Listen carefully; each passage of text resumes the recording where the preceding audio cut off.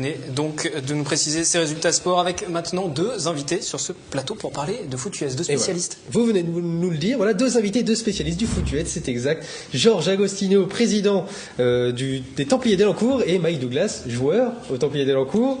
Alors la saison en D2 vient de débuter alors que le Super Bowl arrive le 5 février prochain et que mon équipe préférée, les Green Bay Packers, se sont fait éliminer hier soir des playoffs par les Giants de New York. C'est à quelle heure le match? C'était en fin d'après-midi, moi en soirée, début de soirée. Vous avez dormi cette nuit, rassurez-vous. Un peu, bah, oui. Et les Templiers d'Elancourt, eux, ont fêté leurs 25 ans l'année dernière et ont commencé la saison par une victoire 56-7 contre les Chevaliers d'Orléans, votre plus grand rival apparemment dans la poule, peut-être. Comment ça s'est passé? Êtes-vous heureux? Ouais, heureux de retrouver le terrain déjà après 7 mois d'inactivité.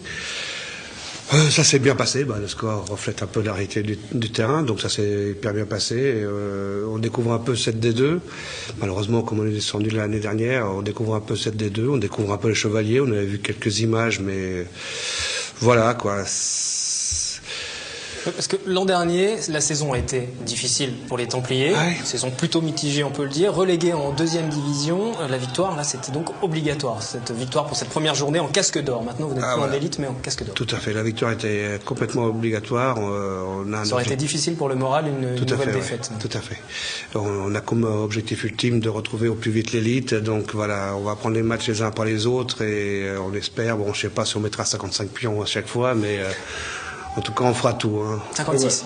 56. C'est vraiment l'objectif affiché, c'est cette remontée en élite. Ouais. Est-ce qu'il y a eu un recrutement éventuellement de fait cette année en prévision de cette remontée en élite l'année prochaine? Donc nous, on a traité notre passage en D2. On va pas parler de passage en D2, j'espère. Comment traiter l'élite? Donc avec le même encadrement médical, le même encadrement sportif, les mêmes entraîneurs. Et on a eu effectivement 5 renforts, 2 Nantais, 2 qui venaient des Météores, de Saint-Ouen et un autre qui venait d'Orléans justement.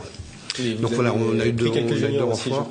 Et effectivement, il y a des juniors, il y a des gars qui jouent en équipe réserve, qui ont pris un peu de volume, donc on peut les intégrer, on va dire, plus facilement en D2 qu'en élite.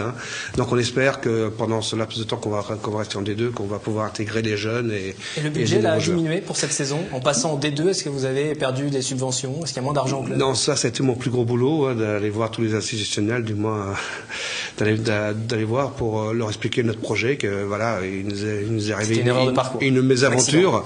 Et ça a été effectivement une suite de mésaventures. Je sais pas si on peut rentrer dedans, mais c'était une suite de mésaventures parce qu'on a comme battu en saison régulière le Flash de la Courneuve, qui est champion de France, et puis on descend. Donc c'était complètement aberrant, mais bon, on prend, c'est fait. Donc le budget, non, la mairie d'Elancourt, la communauté d'Aglo, le conseil général nous suivent au même niveau que si on était en élite. Voilà, tout à fait. Alors Mike Douglas, vous évoluez au sein de l'équipe depuis 2009.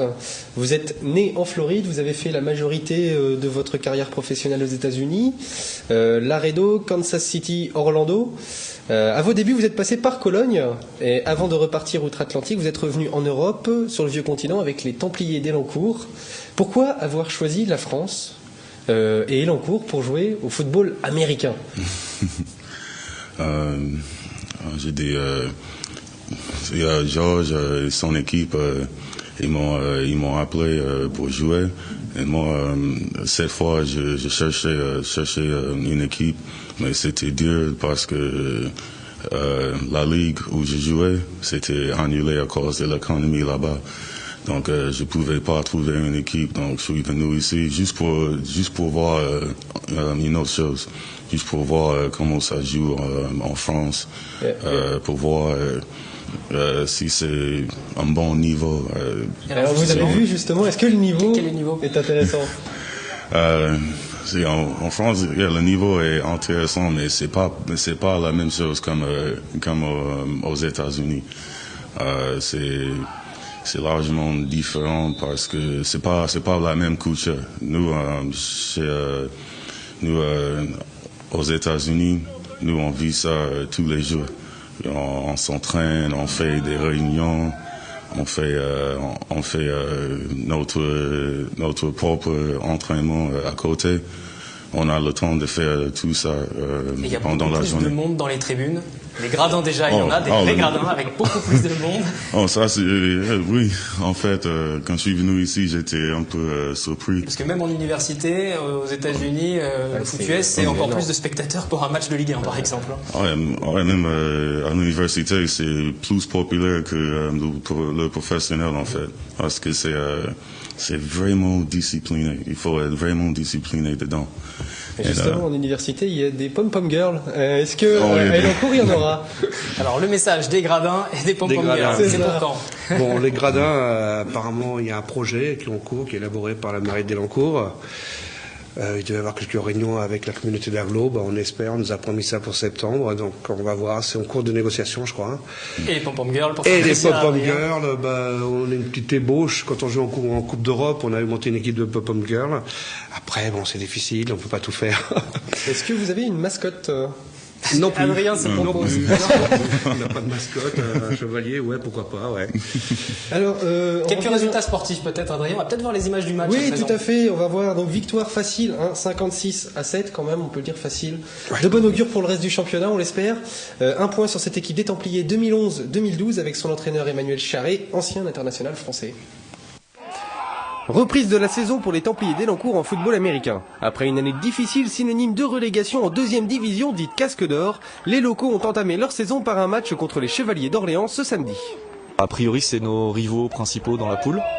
Donc il va falloir qu'on marque notre territoire, si je puis dire, dès ce soir pour la course au play-off. Premier match contre mon ancienne équipe, j'ai joué 4 ans avec. Voilà, j'ai passé de bons moments, mais aujourd'hui je suis Templier. Voilà, on va tout faire pour que les Templiers gagnent aujourd'hui.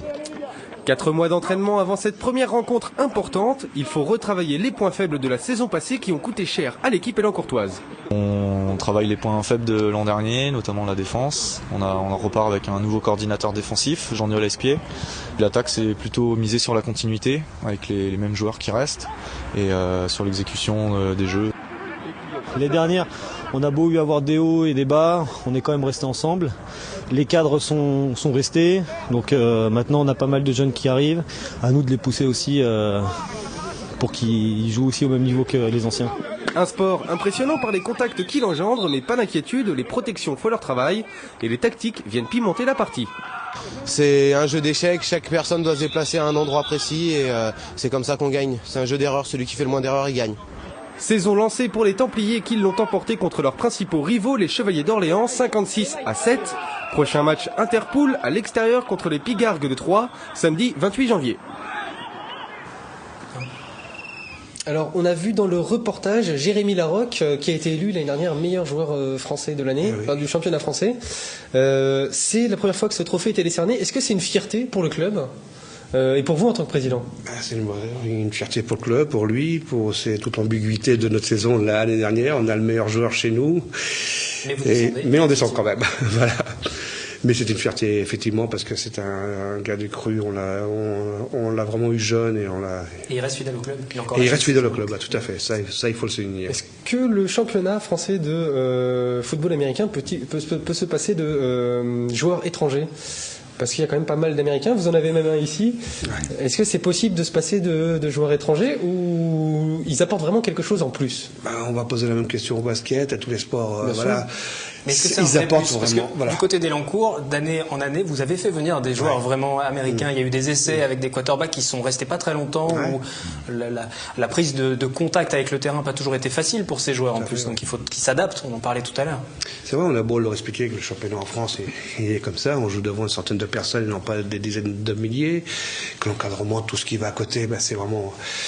Malheureusement, ils s'aperçoivent quand ils sont sur le terrain qu'il y a vraiment un écart. On a beau leur expliquer. Mais ils sont indispensables. Mais ils sont progresser aussi ça les joueurs apporte un plus, ça, non seulement sur le terrain, mais en dehors du terrain, vis-à-vis de nos coachs, parce qu'on a la particularité quand même au Templier de prendre des coachs français, de les former. Le coach de la défense de cette année, le coach principal, il est issu des catégories jeunes, il est resté 4-5 ans jeune, donc voilà, on fait des promotions internes. Donc les Américains apportent tout un savoir-faire sur le terrain, en dehors du terrain, entraînement et autres. Donc on en a besoin, on en aura besoin. Et tant que les autres clubs auront besoin, là on retrouve des Américains jusqu'en régional. Première, deuxième, troisième division, des Américains, et on en trouve des Américains et des Canadiens facilité de langue pour les francophones. On les retrouve vraiment à tous les niveaux.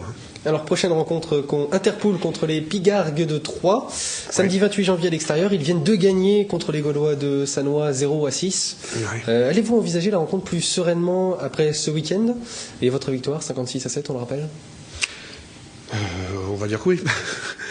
Bon, de toute façon, le match le plus important est toujours celui qui vient. En l'occurrence, là, c'est 3. On va le gérer comme on gérait les autres matchs, comme si c'était le Flash ou n'importe qui, on gère tout. On se prépare pour la fin de l'année, quel que soit l'adversaire. On a le même, parce qu'ils sont meilleurs ou moins bien classés dans leur poule. On prépare les matchs vraiment comme il faut. Merci. Nous, on se prépare pour fin juin. Merci voilà. à tous les deux d'être venus. On l'a bien compris, votre objectif, c'est de retrouver au plus vite la première division, l'élite en football américain en France. Merci à vous deux. Merci Adrien également. On vous retrouve lundi prochain pour la suite des résultats sport, comme toutes les semaines.